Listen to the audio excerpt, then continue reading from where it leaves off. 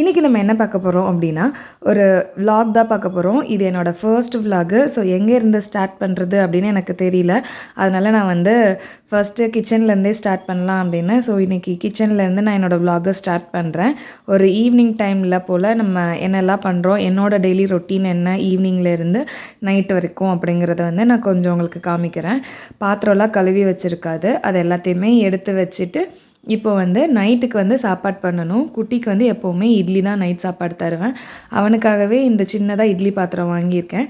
இல்லை 2 இட்லி மட்டும் அவனுக்கு ஊற்றிட்டு, இப்போ இந்த இட்லிக்கு மத்தியானம் வச்ச பயிர் குழம்பு இருந்தது, அதை வச்சு அவனுக்கு வந்து நைட் சாப்பாடை முடிச்சிடலான்னு இருக்கேன். அண்ட் கொஞ்சம் தான் குழம்பு இருக்குது.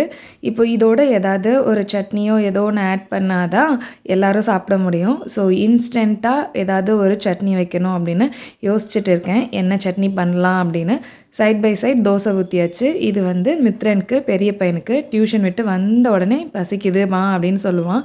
ஸோ அதனால் அவன் வர்றதுக்கு முன்னாடியே தோசை விட்டு சட்னிலாம் வச்சுட்டோன்னா வந்தோடனே சாப்பிடுவான். ஸோ இன்ஸ்டண்ட்டான சட்னி பண்ணுறது வந்து எனக்கு பீனட் சட்னி தான் ஞாபகம் வரும். ஏன்னா நைட்டில் வந்து கோகோனட் சட்னி ஹஸ்பண்ட்க்கு ஒத்துக்காது. அதனால் நான் வந்து இன்ஸ்டண்ட்டாக ஒரு பீனட் சட்னி மட்டும் பண்ணுறேன். யாருக்காவது பீனட் சட்னியோட ரெசிபி வேணும்னா ரெசிபின்னு கமெண்ட்டில் ஷேர் பண்ணுங்கள். நான் வந்து நெக்ஸ்ட் வீடியோவில் ரெசிபி ஷேர் பண்ணுறேன். இப்போ வந்து இன்ஸ்டண்ட்டாக ஒரு பீனட் சட்னி பண்ணியாச்சு, தோசையும் சுட்டாச்சு. ஸோ இது வந்து பெரிய பையனோட சாப்பாடு. ஸோ அவனுக்கு ஒரு 2 தோசையும் கொஞ்சம் பீனட் சட்னியும் கொடுத்தா போதும். அவனுக்கு இட்லி பிடிக்காது. அவனுக்கு எப்போவுமே தோசை தான் பிடிக்கும். குட்டிக்காக மட்டும்தான் நான் வந்து இட்லி ஊற்றுவேன். அதனால தான் நான் வந்து ஒரு சின்ன இட்லி பாத்திரமாக வாங்கி வச்சுக்கிட்டேன். ஸோ பெரிய பையனுக்கு இட்லி கொஞ்சம் கூட பிடிக்காது. அதனால் அவனுக்கு தோசை, கொஞ்சம் பீனட் சட்னி வச்சு, இந்த பயிர் குழம்பு கொஞ்சம் இருந்தது, அதையும் சேர்த்து அவனோட டின்னரும் முடிஞ்சது. அதுக்கப்புறமா இன்னும் எனக்கும் என் ஹஸ்பண்ட்க்கும் நான் வந்து தோசை சுடணும். ஸோ நான் அந்த தோசையும் ஊற்றியாச்சு. இன்னும் நாங்கள் 2 பேரும் இருக்கிற குழம்பு, சட்னி எல்லாத்தையும் வச்சு நாங்கள் 2 பேரும் சாப்பிட்டுக்குவோம். எல்லோரும் தூங்கியாச்சு இப்போது என் வீடு வந்து இந்த மாதிரி இருக்கும் கிச்சன் வந்து. ஸோ நைட்டு இப்படி தான் எல்லோரும் தூங்கியாச்சு. குட்டீஸ் 2 பேரும் தூங்கியாச்சு. இதுக்கப்புறம் இந்த கிச்சனை வந்து நம்ம நீட் பண்ணுறது தான் நம்மளோட பெரிய வேலை. ஃபர்ஸ்ட்டு வந்து பால் எடுத்து தயிருக்கு மட்டும் நைட்டே உர ஊற்றி வச்சுருவேன். நான் டெய்லி வீட்டில் வந்து தயிர் வந்து உர ஊற்றி தான் வைக்கிறேன். அந்த ஆடை எல்லாமே கலெக்ட் பண்ணி நம்ம வச்சோன்னா இதுலேருந்து பட்டரோ இல்லை கீயோ நம்ம வந்து எடுத்துக்கலாம். நான் வந்து ஆடையை மட்டும் தனியாக எடுத்துகிட்டு இப்போது ஸ்டோர் பண்ணி வைக்க போகிறேன். நல்ல திக்காக இருக்கும் ஆடை எப்போவுமேவும். இது நல்ல எல்லோயிஷாகவும் இருக்கும். அப்படின்னா நம்ம வந்து நல்ல பியூர் பசும்பால் அப்படிங்கிற மாதிரி சொன்னாங்க. நமக்கு பால் பார்த்தாலே தெரியும், நல்ல எல்லோயிஷாக இருக்கும். இப்போ நல்லா இந்த தயிரை இதோடு மிக்ஸ் பண்ணி மூடி வச்சிட்டோம் அப்படின்னா காலையில் ஃப்ரெஷ்ஷாக நமக்கு வந்து தயிர் கிடச்சிடும். மோஸ்ட்லி பிளாஸ்டிக் யூஸ் பண்ணாதீங்க. முடிஞ்ச வரைக்கும் சில்வர் யூஸ் பண்ணுங்கள், பிளாஸ்டிக்கை அவாய்ட் பண்ணுங்கள். இப்போது வந்து அவனுக்கு, குட்டி பையனுக்கு வந்து மிட் நைட்டில் ஃபார்முலா மில்க் வந்து ஆற்றணும். ஸோ அதுக்கு வெந்நீர் வேணும். நான் வந்து இப்போது வெந்நியை சூடு பண்ணிவிட்டு இந்த ஆடையை வந்து நம்ம ஃப்ரிட்ஜில் ஸ்டோர் பண்ணிடலாம்.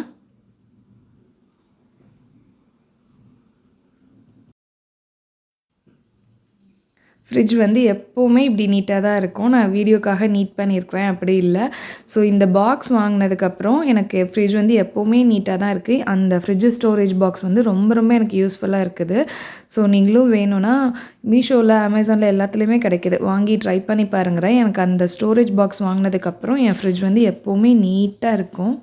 ஸோ இதே மாதிரி தான் ஒரு தூக்குவாளியில் வந்து நான் இது நிறையிற வரைக்கும் நான் வந்து ஸ்டோரேஜ் பண்ணிவிட்டு அப்புறமா ஒன் டே நான் இதெல்லாமே எடுத்துருவேன்.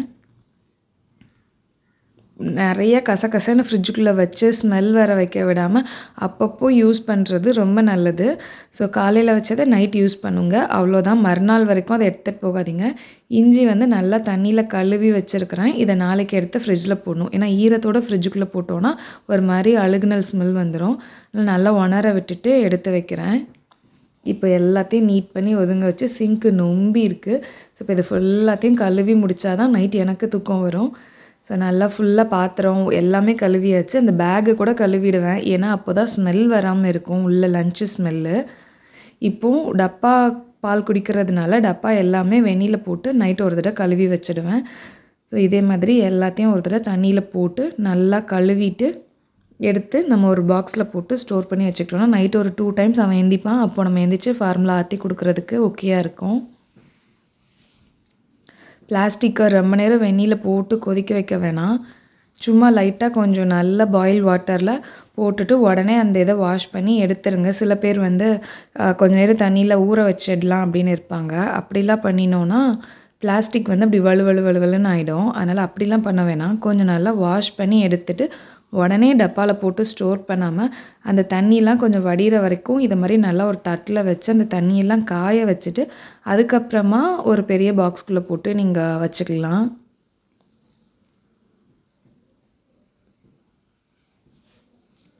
ஸோ இதே மாதிரி பாட்டில் எல்லாமே நல்லா கவுத்தி வைங்க. அப்போ தான் உள்ளே இருக்க தண்ணி எல்லாமே வெளியில் வடியும்.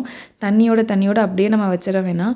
இப்படி நம்ம வந்து டெய்லியுமே எல்லா பாத்திரமுமே நம்ம யூஸ் பண்ணோம். குட்டி பிள்ளைங்களுக்கு பேபிஸ்க்கு பண்ணோம் அப்படின்னா இந்த அன்வான்டாக வாமிட் பண்ணுறது, லூஸ் மோஷன் ஆகுறது இது எல்லாமே கொஞ்சம் அவாய்ட் பண்ணலாம். ஏன்னா இந்த இதுலேருந்து தான் லூஸ் மோஷன் ஆகுறது, வாமிட் பண்ணுறது இது எல்லாமே வரும். ஸோ நான் வந்து அவன் யூஸ் பண்ணுற ஸ்பூனு, தட்டு, டம்ளர் எல்லாமே ஒரு 5-6 மந்த் பேபிஸ் வரைக்குமே நான் யூஸ் பண்ணிகிட்டு இருந்தேன். இப்போ வந்து மெயினாக அவனுக்கு வந்து இந்த டம்ளர் மட்டும்தான் தேவைப்படும் நைட்டுக்கு. ஸோ அதனால் அதை மட்டும் நான் நல்லா இதே மாதிரி வெந்நீரில் வாஷ் பண்ணி தண்ணி எல்லாமே ஃபில்ட்ரு பண்ணுற அளவுக்கு வச்சுடுவேன்.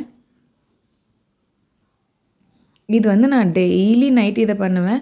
ஒரு நாள் பண்ணிவிட்டு நெக்ஸ்ட் டே மறந்துட்டேன் அப்படி இல்லை. ஒரு தடவையும் அவனுக்கு வந்து பால் ஆற்றுறப்போ இதை கண்டிப்பாக நான் பண்ணிட்டு தான் இது பண்ணுவேன். தண்ணி வந்து இது வந்து ஃப்ளாஸ்கில் ஊற்றுறதுக்கு வெந்நீர் வச்சுருக்கிறேன். இப்போ இது ஃபுல்லாகவே நல்லா ஃபில்ட்ரு ஆகிடுச்சு. இதை வந்து இப்போ நான் இந்த சில்வர் பாத்திரத்தில் போட்டு நைட்டு மூடி வச்சுட்டேன் அப்படின்னா நைட்டு ஃபுல்லாக அவனுக்கு பால் ஆற்றுறதுக்கு யூஸாக இருக்கும். காலையில் எழுந்திரிச்சு திரும்ப இதே மாதிரி எல்லாத்தையுமே நல்லா கழுவி வெந்நீர் போட்டு எடுத்து வச்சுட்டேன்னா டே ஃபுல்லாக யூஸ் பண்ணுறதுக்கு நல்லா இருக்கும். இது எல்லாமே நம்ம நோயிலேருந்து அவங்கள அவாய்ட் பண்ணலாம். அன்வான்டாக லூஸ் மோஷன் ஆகுது, இந்த வாயில் விரல சொல்லுவாங்க பல்லு போட்டால் லூஸ் மோஷன் ஆகும் அப்படி இப்படி நிறைய சொல்லுவாங்க. அதெல்லாம் எதுவுமே இல்லை. நம்ம நீட்டாக வச்சுக்கிற வரைக்கும் அவங்களுக்கு எதுவுமே ஆகாது. ஸோ இப்போ கிச்சன் வேலை முடிஞ்சது. அவ்வளோதான், நீட்டாகிடுச்சு கிச்சன். இப்படி நீட்டாக இருந்தால் தான் நைட்டு எனக்கு தூக்கம் வரும். இதே மாதிரி எத்தனை பேர் நைட்டு வந்து நீட் பண்ணி வைக்கிறீங்க அப்படின்னு கமெண்ட்டில் ஷேர் பண்ணுங்கள். முடிஞ்ச வரைக்கும் நைட்டே முடிச்சிட்டோன்னா காலையில் ஃப்ரெஷ்ஷாக அந்த டே ஸ்டார்ட் ஆகும். ஸோ இன்றைக்கி விலாக் இதான் என்னோடய ஃபர்ஸ்ட் விலாக். ஸோ என்னோடய ஃபர்ஸ்ட் விலாகை நான் கம்ப்ளீட் பண்ணியிருக்கிறேன். இன்னும் ரெகுலராக நான் வந்து விலாக் போடுறதுக்கு ட்ரை பண்ணுறேன். இந்த வீடியோ பிடிச்சிருந்ததுன்னா லைக் பண்ணுங்கள்.